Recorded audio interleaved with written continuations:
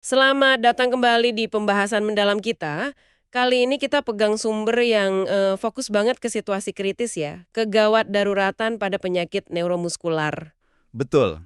Ini topik penting, entah Anda mungkin seorang klinisi, atau lagi belajar bidang ini, atau ya sekedar ingin paham kondisi yang terus terang bisa cukup menantang ini. Hmm, Misi kita sama-sama nih, kita coba urai kompleksitasnya dari sumber-sumber ini.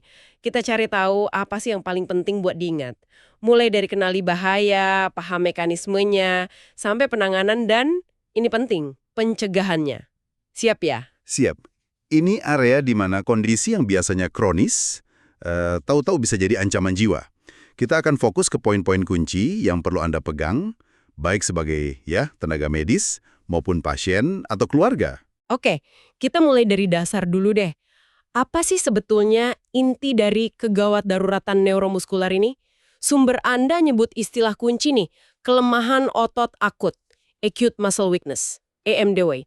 Tapi kapan lemah otot ini jadi darurat medis? Nah, titik kritisnya itu kalau kelemahannya kena otot-otot vital. Ada dua kelompok utama yang paling kita khawatirkan.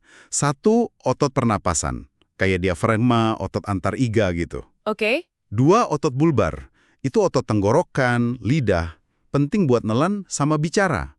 Nah, kalau otot-otot ini lemahnya cepat, risiko terbesarnya yaitu gagal napas akut, bisa fatal. Fatal ya? Iya, penyebabnya sendiri, wah macem-macem. Ada yang genetik, ada autoimun kayak sindrom Guillain-Barré atau SGB. Ada juga yang, pemicunya belum jelas gitu. Salah satu yang ditekankan di awal riset ini adalah pentingnya melokalisasi masalah. Begitu pasien masuk UGD, kayak detektif medis ya kedengerannya. Kenapa ini penting banget di awal? Karena waktu itu krusial banget dalam situasi darurat kan? Hmm, Lokalisasi ini kayak bikin peta diagnosis awal gitu. Pertama, masalahnya di saraf pusat bukan, misalnya ada tekanan di sumsum tulang belakang. Atau di saraf tepi. Kalau tepi, di mana persisnya? Di sel saraf motoriknya, kayak ALS, di sepanjang sarafnya, SGB, atau di sambungan saraf otot, NMJ itu, tempatnya myasthenia gravis, MJ, atau malah di ototnya sendiri, miopati contohnya DMD. Oh, beda lokasi, beda kemungkinan penyakitnya ya. Tepat. Masing-masing punya petunjuk khas. Misalnya, ada rasa kebas, kesemutan, mungkin SGB. Lemahnya gampang capek kalau aktivitas, tapi mendingan kalau istirahat. Wah, itu curiga kuat ke MG. Lemahnya dominan di pangkal lengan atau paha, tapi nggak ada gangguan rasa. Mungkin mikirnya ke arah miopati. Membedakan ini di awal bantu banget arahin pemeriksaan sama tindakan cepat. Oke, kita dalami yuk kenapa ini bisa bahaya banget, terutama soal gagal napas. Sumber ini bilang, masalahnya bukan di paru-parunya dulu, tapi di pompanya, otot napasnya. Gimana tuh mekanismenya? Jadi, ada dua masalah utama. Pertama, otot buat tarik napasnya lemah. Akibatnya, udara yang masuk tiap napas jadi sedikit. Volumenya kurang ya? Iya, tubuh coba kompensasi. Napasnya jadi lebih cepat tapi dangkal. Nah, ini nggak efisien. Malah bikin otot yang udah lemah makin capek. Oke, itu yang pertama. Yang kedua? Kedua, otot buat buang napas, yang penting buat batuk, itu juga lemah. Batuknya jadi nggak efektif. Akibatnya, dahak numpuk, nyumbat jalan napas. Risiko infeksi paru kayak pneumonia jadi gede banget. Nah, ini ada konsep yang menurut saya penting banget dan mungkin agak beda dari pemahaman umum ya dari sumber ini. Krisisnya itu bukan cuma kurang oksigen, tapi lebih ke krisis kerja pernafasan dan kelelahan otot. Benar gitu ya? Tepat sekali. Ini poin krusial banget. Tubuh itu kerja ekstra keras buat napas. Napas cepat, dangkal, tapi ini kayak maksa mesin mau rusak buat lari kencang. Dipaksa ya? Iya, akhirnya otot napasnya capek total. Kehabisan bensin lah istilahnya. Henti napas bisa terjadi justru karena ini, bukan semata-mata kurang oksigen. Wah, ini penting. Makanya, bahayanya kalau kita cuma kasih oksigen aja tanpa bantuan ventilasi. Saturasi di monitor mungkin bagus sesaat, kelihatan aman. Kasih rasa aman palsu ya? Betul, tapi nggak ngatasin masalah dasarnya. Otot capek sama numpuknya CO2, hiperkapnia itu. Bisa ujungnya henti napas mendadak. Jadi tujuan utama alat bantu napas kayak NIV itu bukan cuma benerin oksigen, tapi terutama buat ngistirahatin otot napasnya. Selain otot napas, ada lagi nih pengganda ancaman. Namanya disfungsi bulbar. Bisa dijelasin lagi? Disfungsi bulbar itu ya kelemahan otot di area tenggorokan, pita suara, sama lidah. Sering ketemu di ALS atau MG. Bahayanya ada dua. Pertama, nelannya susah, disfagia. Risiko tersedak makanan atau minuman masuk paru, jadi pneumonia aspirasi, tinggi banget. Oke, risiko aspirasi. Kedua, batuknya jadi lemah banget karena pita suara nggak bisa nutup kuat. Terus tambahan lagi nih, lemahnya otot muka sama tenggorokan ini bikin pakai masker NIV jadi susah. Udara gampang bocor, terus risiko aspirasi dahak yang numpuk juga ada. Jadi makin kompleks. Sumber ini juga nyorot khusus soal komplikasi jantung, terutama di distrofi muskular kayak Duchenne, DMD. Apa yang perlu diwaspadai banget di sini? Nah, ini juga sering kelewat. Di DMD, kelemahan otot jantung, kardiomiopati, sama gangguan irama jantung, aritmia, itu umum dan serius. Yang bikin bahaya, itu ada efek penyamaran. Efek penyamaran maksudnya? Gini, pasien DMD kan aktivitas fisiknya terbatas banget ya, sering udah pakai kursi roda. Jadi, gejala awal gagal jantung, kayak sesak napas kalau jalan jauh atau naik tangga gitu, yang nggak muncul. Jantungnya jarang diuji. Oh iya, benar juga. Akibatnya, masalah jantungnya bisa diam-diam memburuk. Sampai tiba-tiba aja krisis, gagal jantung akut atau aritmia fatal. Ini nunjukin pentingnya screening jantung rutin dan proaktif pada pasien DMD. Pakai EKG, echo. Jangan nunggu gejala muncul, bisa telat. Oke, kita coba pindah ke skenario UGD nih. Ada pasien datang, lemah otot akut. Langkah pertama yang krusial apa? Riset ini kan nekanin wawancara riwayat sama pemeriksaan fisik fokus. Intinya apa aja tuh? Wawancara singkat tapi padat ya. Kita kejar, kapan mulai lemahnya, seberapa cepat makin parahnya, polanya gimana. Dari kaki naik, ascendens, dari kepala turun, descendens. Lebih di pangkal lengan paha, proksimal, atau gampang capek, fatigable. Gejala lain juga penting ya? Penting banget. Ada gangguan rasa, masalah BABAK, tekanan darah naik turun, penglihatan double, susah ngomong atau nelen. Terus, ada pemicu nggak? Infeksi baru, obat baru diminum, riwayat penyakit yang sama. Oke, itu wawancaranya. Pemeriksaan fisiknya? Mata harus awas cari tanda bahaya gagal napas. Hitung napasnya, cepat nggak? Lihat, ada tarikan otot bantu napas di leher atau dada. Perhatiin perutnya pas napas. Kalau perut malah kempis pas tarik napas, itu namanya gerakan paradoks. Tanda khas diafragma lemah. Ada tes-tes simple di samping tempat tidur yang bisa kasih petunjuk cepat nggak? Ada beberapa yang berguna banget. Pertama, cek kekuatan otot leher depan, fleksor leher.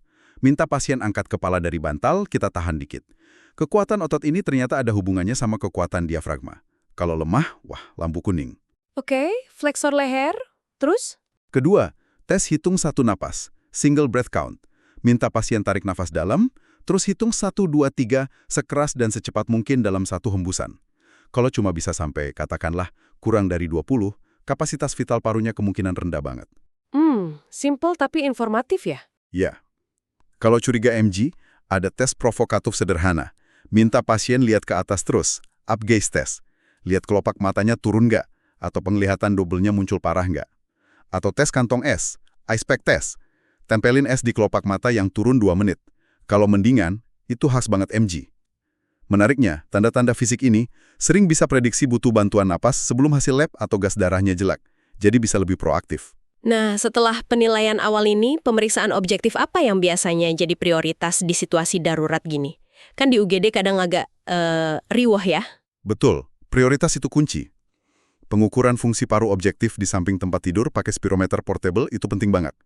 Kita ukur kapasitas vital, VC, volume udara maksimal yang bisa dibuang. VC, oke? Terus, tekanan inspirasi maksimal, MIP, kekuatan tarik nafas, sama tekanan ekspirasi maksimal, MIP, kekuatan hembus nafas, sama batuk. Ada patokan kasar nih, gampang diingat, aturan 20-30-40. Nah, itu tadi disebut. Gimana tuh aturannya? Jadi kalau VC 20 ml per kilogram berat badan ideal, atau MIP 30 cm H2O kurang negatif, atau MIP 40 cm H2O. Anggap aja ini lampu merah. Kalau udah di bawah ini, cadangan nafasnya tipis banget, risiko gagal nafas tinggi. Oke, 20, 30, 40. Dicatat. Lab gimana? Lab, Kreatin kinase, CK, bisa tinggi banget kalau ada kerusakan otot akut. Itu nunjukin sel otaknya lagi pecah. Kalau curiga SGB, fungsi lumbal buat cek cairan otak itu wajib. Cari temuan khas disosiasi albuminositologis. Gampangnya, protein tinggi tapi sel darah putih normal. Nggak cocok tapi khas SGB. Fungsi lumbal ya? MRI? MRI tulang belakang penting juga, terutama kalau curiga ada penekanan saraf. Karena itu mungkin butuh operasi segera kan? Jadi untuk nyingkirin kemungkinan itu. Mari kita lihat kondisi spesifik yang dibahas. Krisis miastenik, MC. Apa sih pemicunya yang paling sering? Yang paling sering dilaporkan itu infeksi, terutama infeksi napas. Tapi obat-obatan juga sering jadi biang keladi. Beberapa antibiotik, kayak golongan aminoglikosida, fluoroquinolone. Beberapa obat jantung, kayak beta blocker. Dan yang perlu banget diingat, magnesium sulfat. Magnesium sulfat, yang sering di kasus kebidanan itu ya? Ya betul. Itu harus dihindari atau hati-hati banget pada pasien MJ. Bisa bikin lemahnya parah banget. Stres fisik kayak habis operasi, atau bahkan stres emosional berat, juga bisa jadi pemicu. Kalau krisis miastenik kejadian, gimana penanganannya? Ada dua pilihan terapi imunomodulator tadi, PE sama IVIG. Kapan pilih yang mana? Penanganannya ada dua pilar utama. Satu, dukungan ventilasi agresif. Pasiennya harus dipantau ketat, idealnya di ICU. NIV bisa dicoba, tapi jangan ragu intubasi kalau capek, CO2 naik, atau susah atasin dahak. Oke, ventilasi. Pilar kedua? Pilar kedua, terapi buat ngatasin serangan autoimunnya. Pertukaran plasma, PE, itu kayak cuci darah buat buang antibodi, atau imunoglobulin intravena, IVIG, itu buat modulasi sistem imun. Keduanya sama efektifnya? Terus milihnya gimana? Pilihannya sering tergantung ketersediaan alat ya. Kalau PE kan butuh alat khusus. Terus kondisi pasien, misalnya ada gagal ginjal atau jantung, bisa jadi pertimbangan. Sama kebijakan rumah sakit setempat juga. Yang penting, keduanya perlu dimulai secepat mungkin. Lanjut ke sindrom Guillain-Barré, SGB. Fokus utamanya apa di sini? Di SGB, ada dua fokus pemantauan penting. Jelas fungsi nafasnya, karena sekitar sepertiga pasien kan butuh ventilator. Tapi yang juga sangat penting, dan kadang suka lupa, itu disfungsi otonom. Disfungsi otonom? Maksudnya? Sistem saraf otonom yang ngatur fungsi otomatis tubuh kayak tekanan darah, denyut jantung, itu bisa kacau banget di SCB. Pasien bisa tensinya naik turun drastis, denyut jantungnya cepat banget atau lambat banget, bahkan bisa henti jantung. Makanya pemantauan jantung dan hemodinamik ketat di ICU itu wajib. Wah, bahaya juga ya terapinya. Terapinya sama kayak MC, IVIG atau PE. Dan satu hal mutlak diingat, kortikosteroid itu tidak bermanfaat di SCB, bahkan bisa bahaya, jadi jangan dipakai. Terus ALS, sklerosis lateral amiotropik, ini kayaknya pendekatannya agak beda ya dari sumbernya. Betul. Kegawat daruratan di IMS seringnya bukan krisis tiba-tiba dari kondisi stabil, tapi lebih kayak bagian dari perjalanan penyakitnya yang memang progresif dan ya belum bisa disembuhkan. Gagal napas itu akhir yang umum. Jadi fokusnya lebih ke... Lebih ke manajemen suportif yang optimal dan terencana. NIV buat bantu napas, mungkin bisa berpanjang waktu. Alat bantu batuk buat atasin dahak. Manajemen dahaknya sendiri. Dukungan nutrisi, sering butuh selang makanan ke lambung, PEG itu. Dan yang paling krusial sebetulnya, diskusi proaktif soal rencana perawatan lanjutan, advanced care planning, sama keinginan pasien, advanced directives. Diskusi itu ya? Iya, diskusi ini harus dimulai jauh sebelum krisis napasnya terjadi. Mulai diskusi soal advanced directives gitu pasti sensitif banget ya. Gimana biasanya pendekatannya? Ini memang butuh hati-hati, empati, dan terus-menerus. Biasanya sih dilakukan tim medis yang udah kenal baik sama pasien dan keluarga. Seringnya dokter saraf atau paliatif yang mulai. Dimulai dengan jelasin perjalanan penyakitnya secara jujur. Terus buka ruang diskusi, apa sih yang paling penting buat pasien? Harapannya apa? Preferensinya gimana kalau kondisi makin buruk? Termasuk soal tindakan penunjang hidup kayak ventilator jangka panjang atau tracheostomi. Ini bukan ngobrol sekali selesai, tapi proses. Oke, terakhir nih, distrofi muskular Duchenne di MD. Poin paling kritis apa yang harus diingat di UGD buat pasien di MD? Ada dua hal vital banget. Pertama, Selalu waspada kemungkinan gagal jantung akut, apalagi kalau ada pemicu kayak infeksi. Manajemen cairannya mesti hati-hati banget. Gagal jantung, oke. Yang kedua? Kedua, dan ini mutlak, nggak boleh lupa, pertimbangan anestesi. Succinylcholine dan semua anestesi inhalasi berhalogen itu kontraindikasi absolut pada pasien DMD. Wah, kenapa tuh? Obat ini bisa memicu reaksi hipermetabolik fatal, mirip hipertermia maligna. Bikin otot rusak masif, kalium darah tinggi banget, bisa henti jantung. Kalau pasien DMD perlu anestesi, misalnya operasi darurat, anestesi intravena total, TIVA, itu jauh lebih aman. Ini harus dianggap kayak alergi obat yang ngancam jiwa. Wow, poin soal anestesi DMD itu beneran krusial dan agak ngeri ya. Ini negasin pentingnya info medis yang akurat dan gampang diakses pas darurat ya. Nah, jelas banget nih, manajemen jalan napas sama pernapasan itu inti dari segalanya.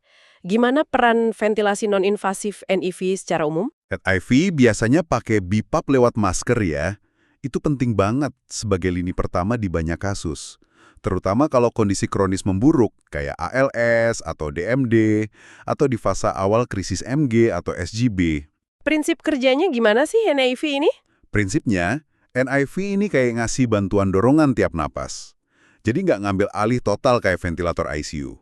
Tapi cukup buat ngurangin beban kerja otot napas yang capek. Ngasih kesempatan istirahat biar nggak gagal total. Tapi ya, NIV ada batasnya. Kapan NIV nggak berhasil? Nggak akan berhasil kalau pasien nggak kooperatif, rewel gitu. Atau dahaknya banyak banget nggak bisa dibersihin. Atau ada masalah bulbar parah yang bikin maskernya bocor terus, atau resiko aspirasinya tinggi. Kapan nih harus mutusin buat pindah ke intubasi dan ventilasi mekanis invasif? Ini keputusan klinis yang kritis.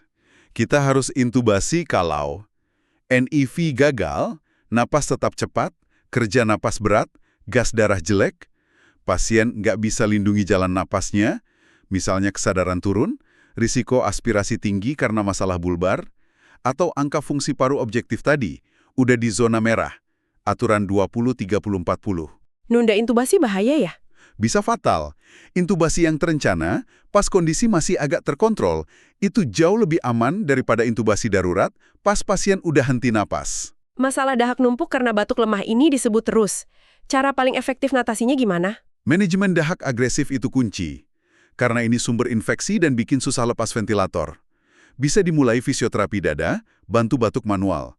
Tapi alat bantu mekanis kayak Mechanical Insufflation Exsufflation, MEA, merek populernya Cough Assist, itu sering jauh lebih efektif. Cough Assist, gimana cara kerjanya? Cara kerjanya cerdas. Alat ini niupin udara positif ke paru, insuflasi. Terus langsung ganti cepat ke tekanan negatif buat nyedot udara keluar, eksuflasi. Perubahan tekanan mendadak ini niru aliran udara kuat pas batuk normal. Bisa bantu keluarin dahak dari saluran napas yang lebih dalam. Idealnya sih, pasien yang punya alat ini di rumah dibawa ke RS pas krisis. Salah satu pesan terkuat dari sumber ini, manajemen terbaik itu sebetulnya pencegahan. Gimana caranya? Kuncinya itu perawatan proaktif yang terkoordinasi. Idealnya lewat tim multidisiplin atau MDT.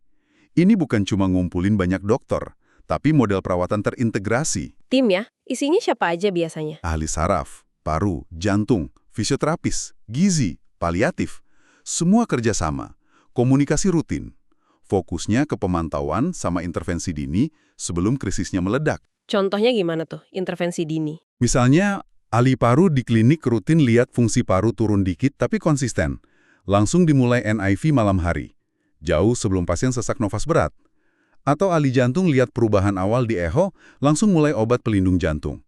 Ini geser mentalitas dari pemadam kebakaran jadi pencegahan kebakaran.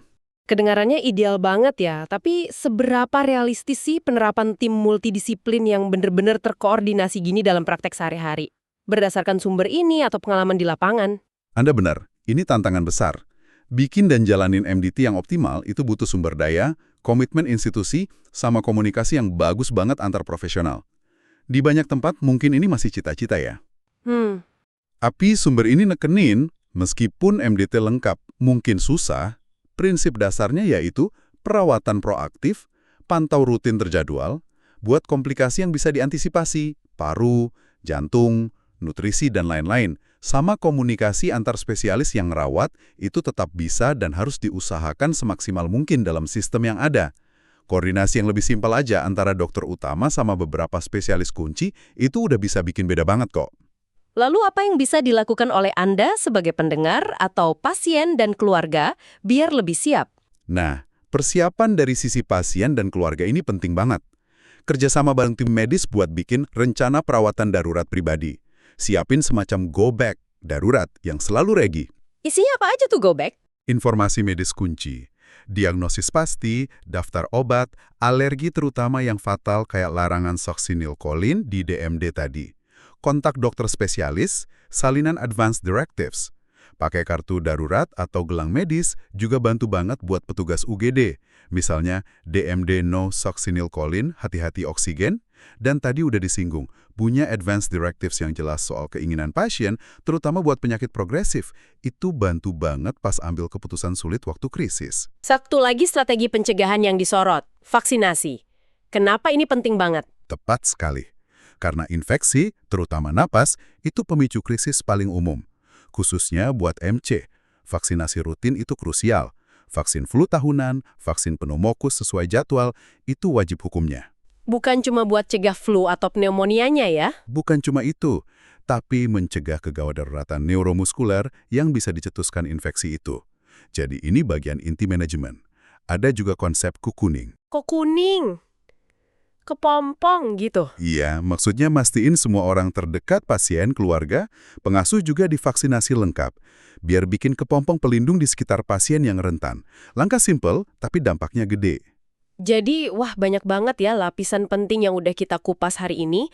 Kegawat daruratan neuromuskular itu kompleks, butuh pengenalan cepat, lokalisasi masalah, penilaian napas cermat berulang, manajemen suportif agresif terutama ventilasi sama sekret, plus terapi spesifik buat kondisi kayak SGB atau krisis miastenik. Betul. Tapi mungkin pesan utamanya adalah pergeseran cara pandang ya. Dari sekedar reaktif nangani krisis, jadi proaktif mencegahnya sebisanya mungkin. Lewat perawatan multidisiplin terkoordinasi, perencanaan darurat oleh pasien keluarga, dan langkah pencegahan kayak vaksinasi tadi. Sebagai penutup nih, kami mau tinggalkan satu pemikiran buat Anda renungkan. Terinspirasi dari diskusi kita soal DMD tadi. Mengingat adanya efek penyamaran, di mana gejala penyakit serius kayak gagal jantung bisa kesamarain sama kondisi utamanya, gimana caranya kita, baik sebagai klinisi, pasien, atau keluarga, bisa lebih peka dengerin sinyal bahaya dari tubuh pas tanda-tanda klasiknya mungkin nggak ada atau beda. Itu pertanyaan bagus. Ini tantangan yang lebih luas dari sekedar penyakit neuromuskular ya, menyentuh inti seni dan sains diagnosis di zaman sekarang, di mana pasien sering punya banyak kondisi kompleks barengan. Terima kasih sudah menyimak pembahasan mendalam kita kali ini.